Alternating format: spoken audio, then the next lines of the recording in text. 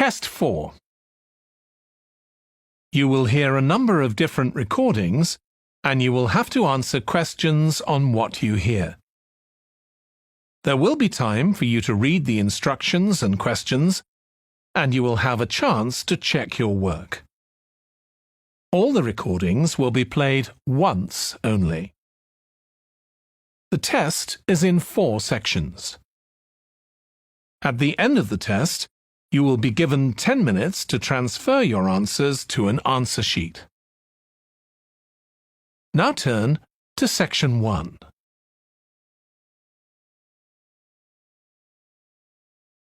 Section 1. You will hear a phone conversation between Alex, an employee at a company called JPNW, and Martha, who wants to work as a trainee at the company. First, you have some time to look at questions 1 to 7.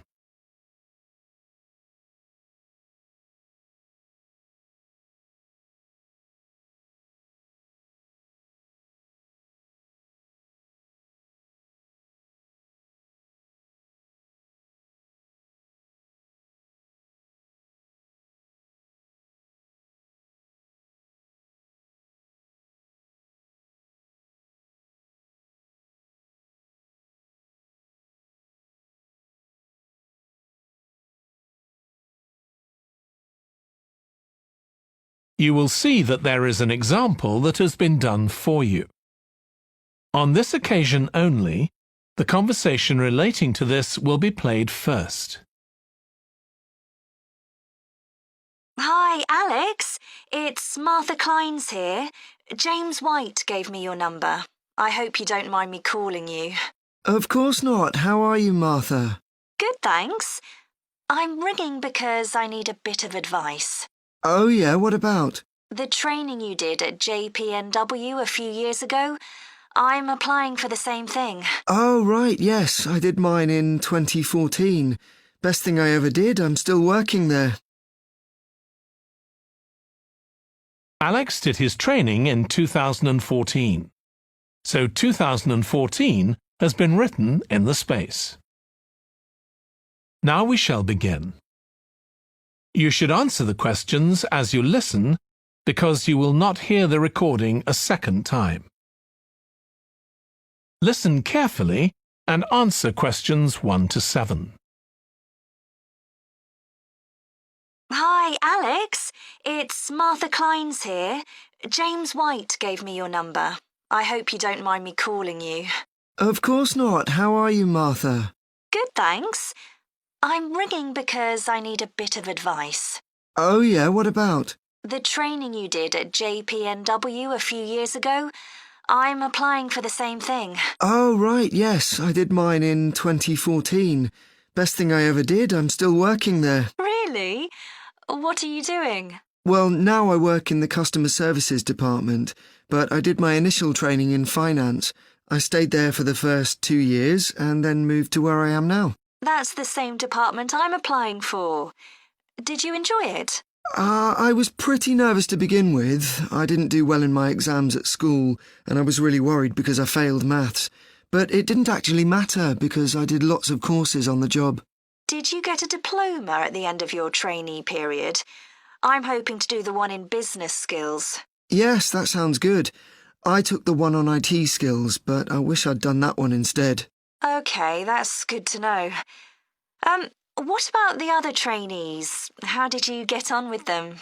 There were about 20 of us who started at the same time, and we were all around the same age. I was 18, and there was only one person younger than me who was 17. The rest were between 18 and 20. I made some good friends. I've heard lots of good things about the training at JPNW. It seems like there are a lot of opportunities there. Yeah, definitely. Because of its size, you can work in loads of different areas within the organisation. What about pay?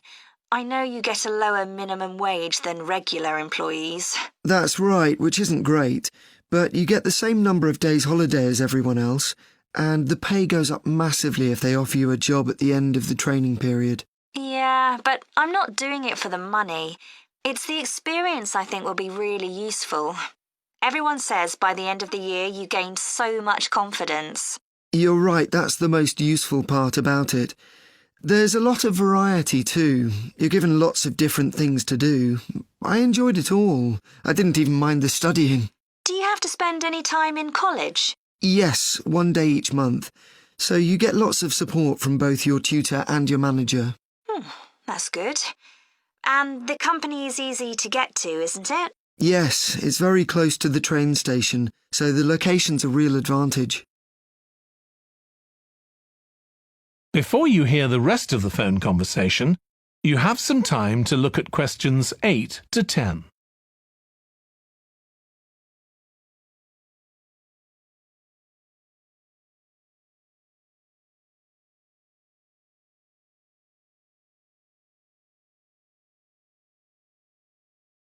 Now listen and answer questions 8 to 10.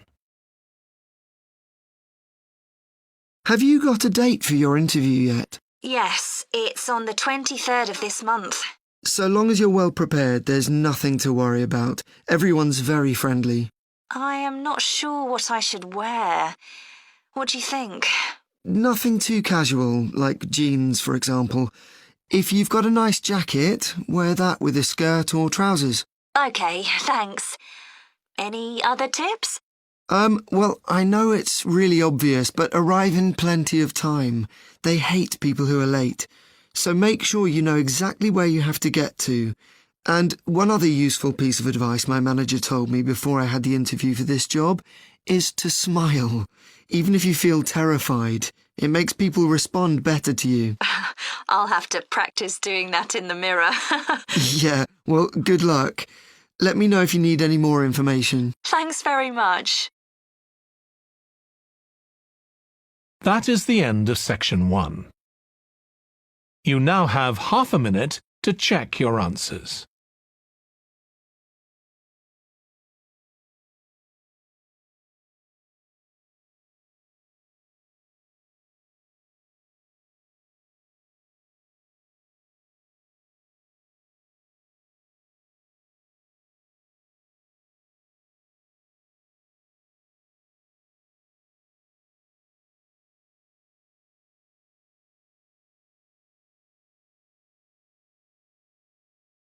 Now turn to section 2.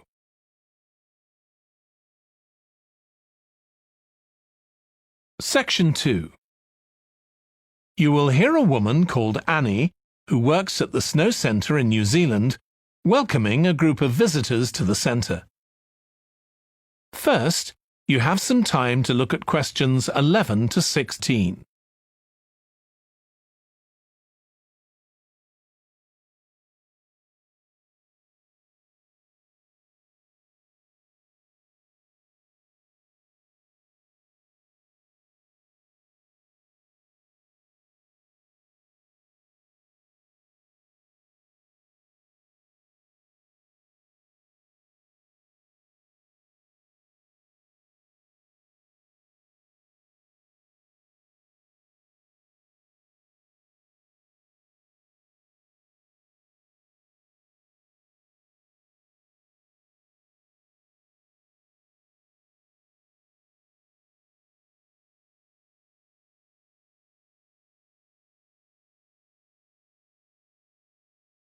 Now listen carefully and answer questions 11 to 16. Hi everyone, welcome to the Snow Centre. My name's Annie. I hope you enjoyed the bus trip from the airport. We've certainly got plenty of snow today. Well, you've come to New Zealand's premier snow and ski centre, and we've a whole load of activities for you during your week here. Most visitors come here for the cross-country skiing, where you're on fairly flat ground for most of the time, rather than going down steep mountainsides. There are marked trails, but you can also leave these and go off on your own, and that's an experience not to be missed. You can go at your own speed. It's great aerobic exercise if you really push yourself. Or, if you prefer, you can just glide gently along and enjoy the beautiful scenery. This afternoon, you'll be going on a dog sled trip. You may have seen our dogs on TV recently racing in the Winter Sled Festival.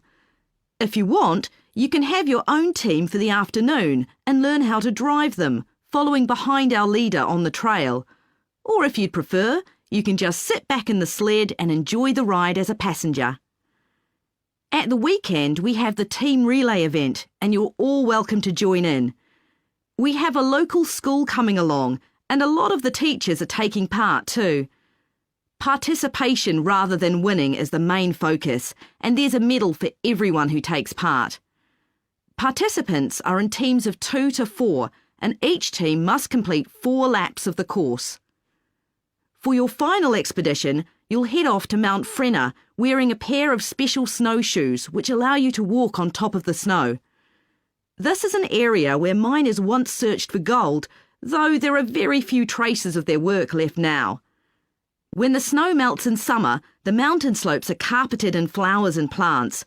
It's a long ascent, though not too steep, and walkers generally take a couple of days to get to the summit and return. You'll spend the night in our hut halfway up the mountain. That's included in your package for the stay. It's got cooking facilities, firewood and water for drinking. For washing, we recommend you use melted snow, though, to conserve supplies.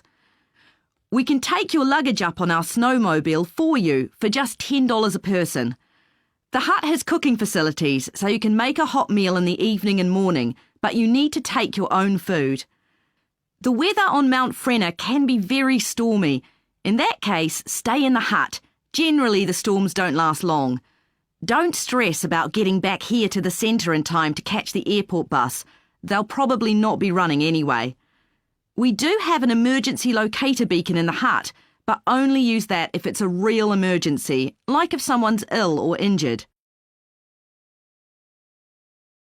Before you hear the rest of the talk, you have some time to look at questions 17 to 20.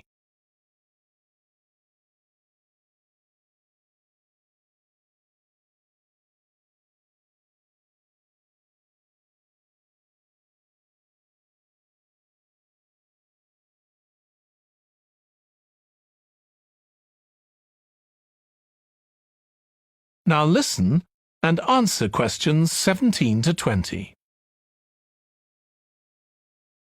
Now, let me tell you something about the different ski trails you can follow during your stay here.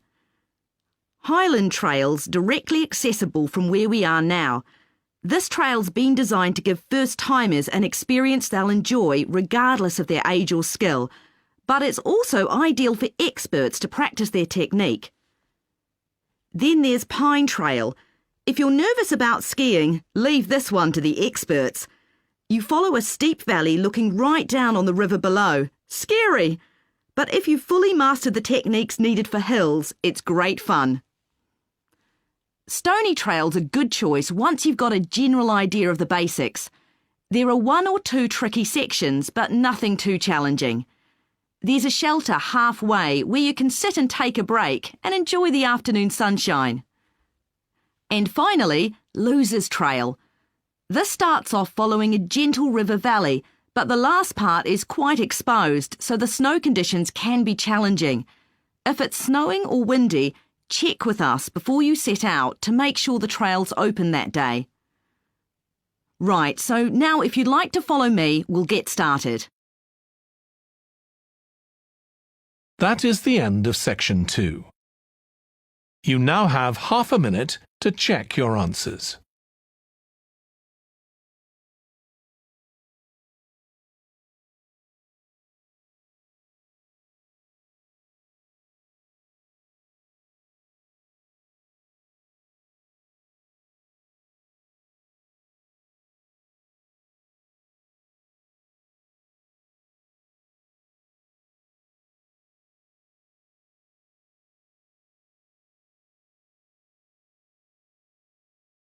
Now turn to section 3.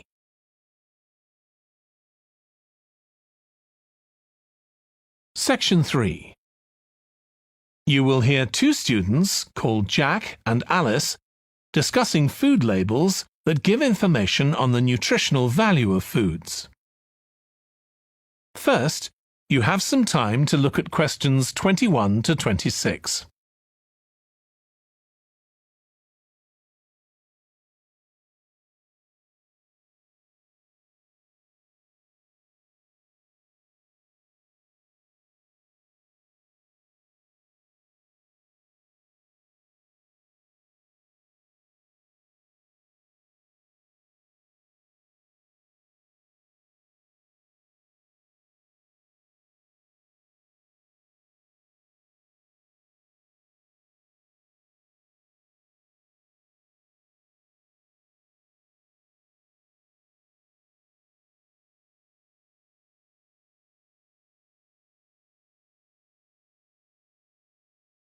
Now listen carefully and answer questions 21 to 26. I still got loads to do for our report on nutritional food labels. Me too. What did you learn from doing the project about your own shopping habits? Well, I've always had to check labels for traces of peanuts in everything I eat because of my allergy. But beyond that, I've never really been concerned enough to check how healthy a product is. This project has actually taught me to read the labels much more carefully. I tended to believe claims on packaging, like low in fat. But I now realise that the healthy yoghurt I've bought for years is full of sugar, and that it's actually quite high in calories. Ready meals are the worst. Comparing the labels on supermarket pizzas was a real eye-opener. Did you have any idea how many calories they contain? I was amazed. Yes, because unless you read the label really carefully, you wouldn't know that the nutritional values given are for half a pizza. When most people eat the whole pizza. Not exactly transparent, is it? Not at all. But I expect it won't stop you from buying pizza. Probably not, no. I thought comparing the different labelling systems used by food manufacturers was interesting. I think the kind of labelling system used makes a big difference. Which one did you prefer? I liked the traditional daily value system best, the one which tells you what proportion of your required daily intake of each ingredient the product contains. I'm not sure it's the easiest for people to use, but at least you get the full story. I like to know all the ingredients in a product, not just how much fat, salt and sugar they contain. But it's good supermarkets have been making an effort to provide reliable information for customers. Yes. There just needs to be more consistency between labelling systems used by different supermarkets, in terms of portion sizes, etc. The labels on the different brands of chicken flavour crisps were quite revealing too, weren't they? Yeah. I don't understand how they can get away with calling them chicken flavour when they only contain artificial additives. I know. I'd at least have expected them to contain a small percentage of real chicken. Absolutely. I think having nutritional food labelling has been a good idea, don't you? I think it will change people's behaviour and stop mothers, in particular, buying the wrong things. But didn't that study kind of prove the opposite? People didn't necessarily stop buying unhealthy products. They only said that might be the case. Those findings weren't that conclusive, and it was quite a small-scale study. I think more research has to be done. Yes, I think you're probably right. Before you hear the rest of the discussion, you have some time to look at questions 27 to 30.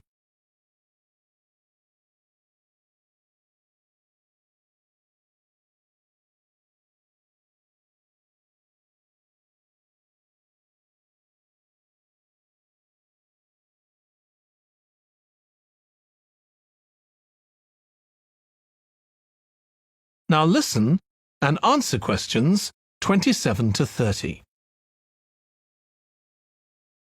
What do you think of the traffic light system? I think supermarkets like the idea of having a colour-coded system, red, orange or green, for levels of fat, sugar and salt in a product. But it's not been adopted universally. and not on all products. Why do you suppose that is? Pressure from the food manufacturers. Hardly surprising that some of them are opposed to flagging up how unhealthy their products are. I'd have thought it would have been compulsory. It seems ridiculous it isn't. I know. And what I couldn't get over is the fact that it was brought in without enough consultation. A lot of experts had deep reservations about it. That is a bit weird. I suppose there's an argument for doing the research now when consumers are familiar with this system. Yeah, maybe. The participants in the survey were quite positive about the traffic light system. But I don't think they targeted the right people. They should have focused on people with low literacy levels, because these labels are designed to be accessible to them. Yeah. But it's good to get feedback from all socio-economic groups, and there wasn't much variation in their responses. No. But if they hadn't interviewed participants face-to-face, they could have used a much bigger sample size. I wonder why they chose that method. Dunno. How were they selected? Did they volunteer or were they approached? I think they volunteered. The thing that wasn't stated was how often they bought packaged food. All we know is how frequently they used the supermarket. That is the end of section 3. You now have half a minute to check your answers.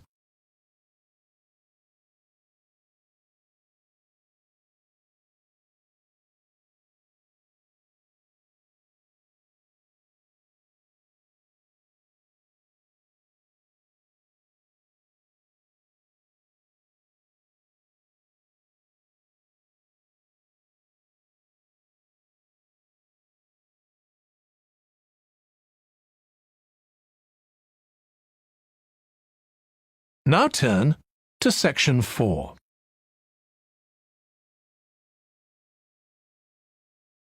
Section 4. You will hear part of a presentation by a history student about the history of coffee. First, you have some time to look at questions 31 to 40.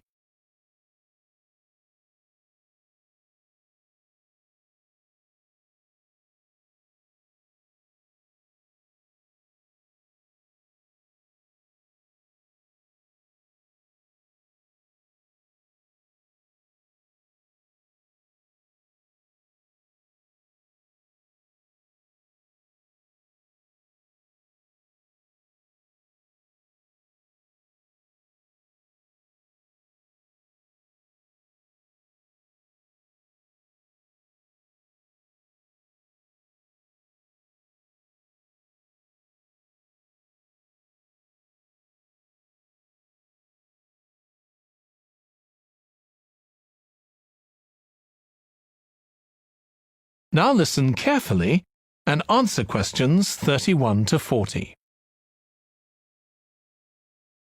In my presentation, I'm going to talk about coffee and its importance both in economic and social terms. We think it was first drunk in the Arab world, but there's hardly any documentary evidence of it before the 1500s, although of course that doesn't mean that people didn't know about it before then. However, there is evidence that coffee was originally gathered from bushes growing wild in Ethiopia, in the northeast of Africa. In the early 16th century, it was being bought by traders, and gradually its use as a drink spread throughout the Middle East. It's also known that in 1522, in the Turkish city of Constantinople, which was the centre of the Ottoman Empire, the court physician approved its use as a medicine.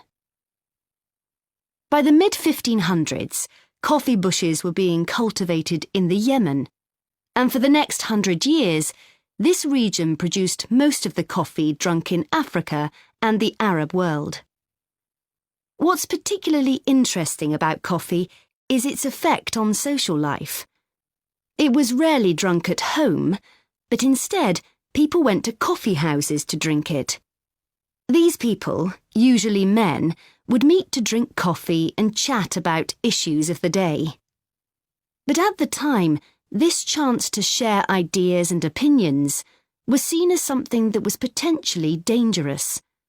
And in 1623, the ruler of Constantinople demanded the destruction of all the coffee houses in the city, although after his death, many new ones opened and coffee consumption continued. In the 17th century, coffee drinking spread to Europe, and here too, coffee shops became places where ordinary people, nearly always men, could meet to exchange ideas. Because of this, some people said that these places performed a similar function to universities. The opportunity they provided for people to meet together outside their own homes and to discuss the topics of the day had an enormous impact on social life, and many social movements and political developments had their origins in coffeehouse discussions.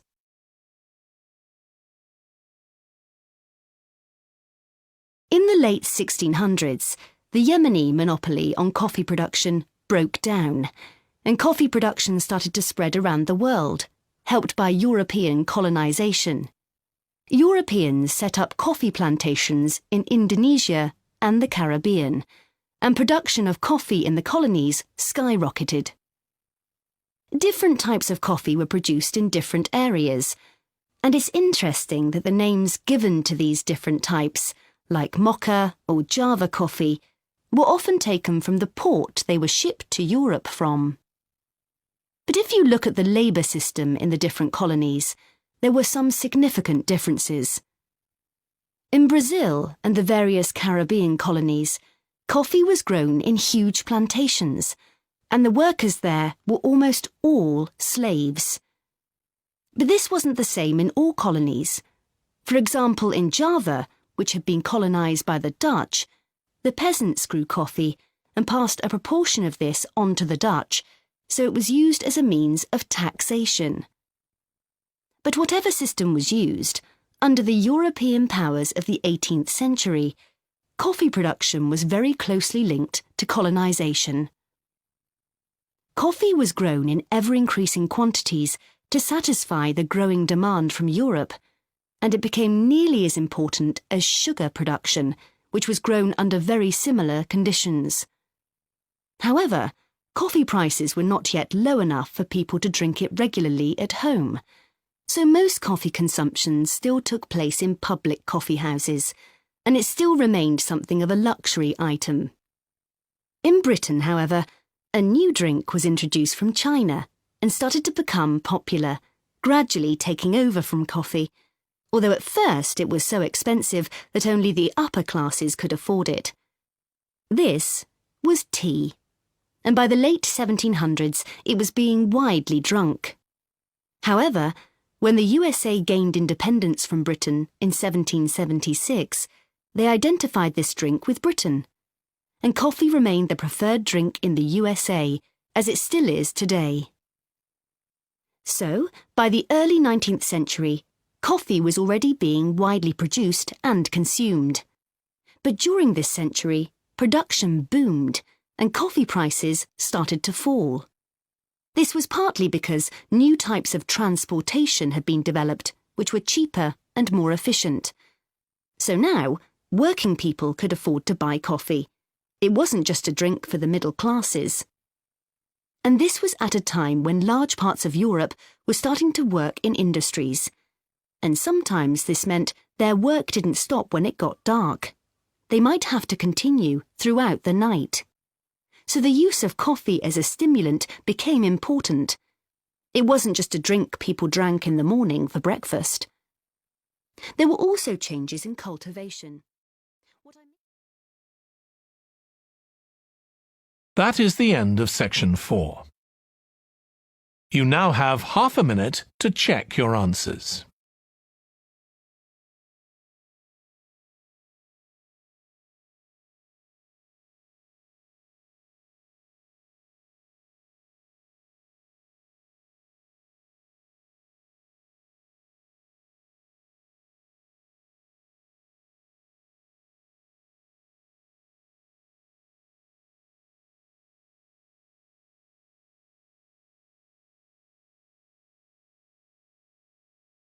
That is the end of the listening test. In the IELTS test, you would now have 10 minutes to transfer your answers to the answer sheet.